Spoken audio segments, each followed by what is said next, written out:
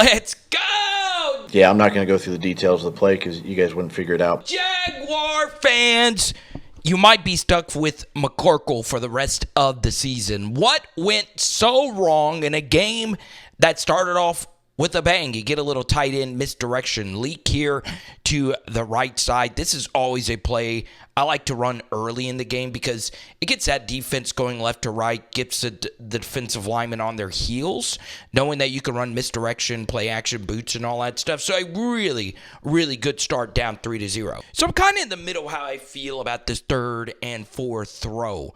Okay, so there is a piece of me that likes the fact that this Mac Jones throw was a little low, right? You're running as if this player right here, number 0, obviously Gabe Davis, as if he's running a little pick for the out right here to Evan Engram, but it's actually a pick and go. And Mac has overall a decent pocket to make this throw. If it hits him in the 0, he's walking into the end zone for a score.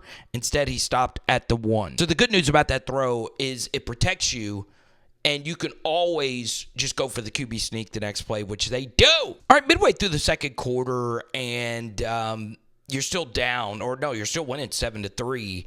Man, I have got to be honest, especially if I'm in pistol, I never want to let unblocked A-gap pressure ever. I prefer my offensive linemen more often than not to pick up the A-gap pressure instead of the running back. Instead, the Jaguars protection elects Tank Bigsby after taking the play action fake to pick up a linebacker going full speed through here. Just a bad protection set. That's partially on Mac, partially on the structure and the design of this offense. And you get a big sack and you got a punt, basically. We then get to this 2-minute drill later in the half, and it's basically the same thing. Huge protection mistake, and it's just not good, right? Does the right tackle pick up 0, or does he pick up the edge?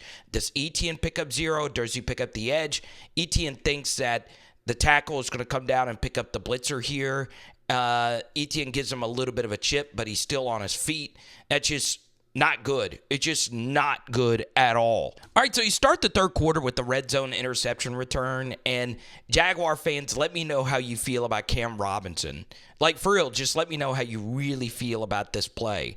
And you would think after a dirty shot like that this would fire up this sideline, and the Jaguars play inspired ball the rest of the way, right? You got the fresh white tops. I love this uniform combo. This is the most aura the Jaguars have had since the throwback uniforms.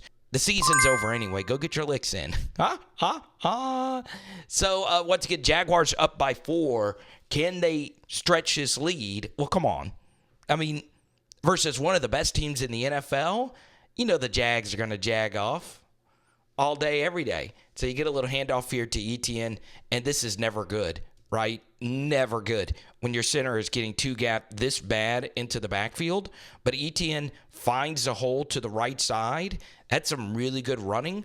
DT lost that backside B-gap, and you get a good start here on first. Okay, we get a 3rd and San Marco, and the Vikings do something smart. They can't block the double A-gap pressures, so let's see if you keep it going. And this time, since the running back's not in pistol, it's a little bit easier to pick up this A-gap pressure, and you honestly just got to have one of your receivers win their one-on-ones. And guess what? Mac Jones, in the face of Harrison Smith, throws with a lot of anticipation on this out. That's really, really, really good stuff. And he throws a really good ball right here to Gabe Davis, who's able to pick up the first down. Or is he? Truth is, you've got to make this catch. I don't care who you are, okay? That left foot needs to drag to move the chains. But no. Yeah, so this film will help Trevor's case against the offensive line, because when you see this many protection issues, it's the offense, right? Obviously, Mac and Trevor are two of the more sackable quarterbacks in the NFL. Neither are like ridiculously good at feeling pressure or mobile. Obviously, Mac a lot worse than Trevor in this department. But when you have this many communication issues, you do begin to defend Trevor just a little bit, right? This is just basic stuff. It's basically the same thing. Does the running back pick up the blitzer, or does the tackle pick up the blitzer and you pick up the edge. This is not on Mac unless it is his job to set this, which it kind of sort of is. I'm not in the meeting room. There's a lot of different ways you can set who does what. But the bottom line is one or the other has to happen. Tank Bigsby still has a chance to make this play, but he can't, and that's just going to get your guys killed. These are the worst kinds of hits because Mac thinks that this is set. He is trusting this to be the case, and this is the worst kind of hit to see your quarterback take, and you're very lucky that it wasn't stripped, and you can see they're trying to figure this out. Now, if it's in your heart's desire, please drop a Venmo or Cash App donation. I am feeling a lot of pain having to watch this. Because in the background, you see Little, who's had a rough season with another block. There's another miscommunication here. You're in 12 personnel. And, yeah, he just got swam really bad right there. And then on this next play, you can't even get the center quarterback exchange correct. The Jaguars really jagged off hard. Like, you did more to lose this game than this team did to win it. Right? This should not be a game you should ever lose. You're basically giving the game away. It honestly, and this is going to sound nefarious, I don't think this is what's happening, but I'm not going to say what I'm going to say. I'll just leave that alone. But I'm going to keep this one in the chamber. All right, so 2nd and 8, and guess what? There's nothing wrong with being a check down Charlie. In fact, if you're a pure pocket quarterback who can't give you anything with the legs, check downs are even more important, right? Just hit this, live to fight another down. But no, Mac has to go Superman here and throw a ball that's never going to be open. Easy pick. Now we get to the 2-minute drill. You get a chance to win this game. You're down 12-7. So let's break this down kind of like we did the Eagles game with Trevor last week, okay? Nothing open there. You pick up, actually you lose a yard there. All right, so we get to 2nd down here. Once again, 12-7 is the score. Late in the 4th quarter, 2-minute drill. Good job. Hit the out. It's 3rd and medium. This is really good stuff from Evan Engram, who, when he's played, I mean, he's honestly been okay. And you see he's got press man right here. And watch this release for a tight end is ridiculous. Bang! Shake and bake. He sees it immediately. Good job from McCorkle. Really good ball location as well. And an even better catch. All right, so we get to the next play. And finally, we get to a BTJ highlight. These are the types of things I love to see, okay? Look at the anticipation from Mac throwing this football really early. This is when he's deciding to rip it. He's trusting BTJ to beat this leverage, and he does. Man, that is some elite quarterback play for a 1st down. Okay, so on the very next play, we get a sack.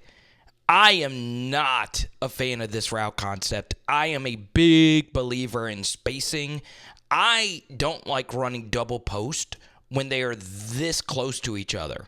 Okay, you're just become that much easier to defend. So where is he actually supposed to throw this football? I'm serious. Like, where is the ball supposed to go in this spot? Okay, you've also had issues protecting, especially double A gap looks. So I probably am checking out of this play. This is not the absolute worst protection in the world, even though you do have a lineman getting drilled back into the lap of Matt. Actually, no, this is pretty bad. But at least there wasn't just nobody just running free. And obviously, Mac isn't going to make you a play, right? A Jaden Daniels or a Burrow or a Mahomes just getting out of this and doing something sexy. But that's part of the problem with Mac as well. Everything needs to be perfect, but you do get bailed out because there was a face mask penalty mixed in here. So very fortunate, to say the least. And then we get to the game clincher. And Mac said after the game he needs to play better. Obviously, it's more than just him. Protection's just not good. Man, I just don't see what he's seeing here. Now, once again, Little, the left tackle, I don't even know what's happening here. They're running a twist here. So this linebacker hits the left tackle and 58 twist around, okay? The problem is you pick up the twister, but the guy who initially hit Little is now giving Jones a lot of pressure. Okay, so Mac just kind of throws an effort ball. I don't know what he's looking at here, though. You just got to eat the sack or throw this to Parker Washington. He's just guessing. That's honestly it. There's no real fancy breakdown, and that cost you the game, basically. So, McCorkle is not it either, okay? But I need to see more. I do. I want to see another game because why not? I like drinking bleach. Jaguars fans, you need to pay me to start doing these. I'm serious. I've never asked you for anything, but I'm doing it here because this was just terrible. But as bad as Mac is, I think Doug Pederson feels the end is near. So you still had an opportunity at the end to get the football back, but you get a personal foul on your former number 1 overall pick at the end of this play. And Pederson, big arming the press there, speaking down on the press. That is just unacceptable. It really, really, really, really, really, really, really, really is. Okay? Walker obviously is trying to punch the ball loose, but, it's never a good look when you're just punching like that. It's a mess. Doug needs to go. Once you start blaming the press, that's when things are cooked. Okay, I'm not sure what they're going to do with Trevor. You guys got to keep me updated on that because I don't know how many more of these I could do. It really is that painful. It is Power Hour NFL. Boom. And tonight we are doing grilled chicken. Let's go.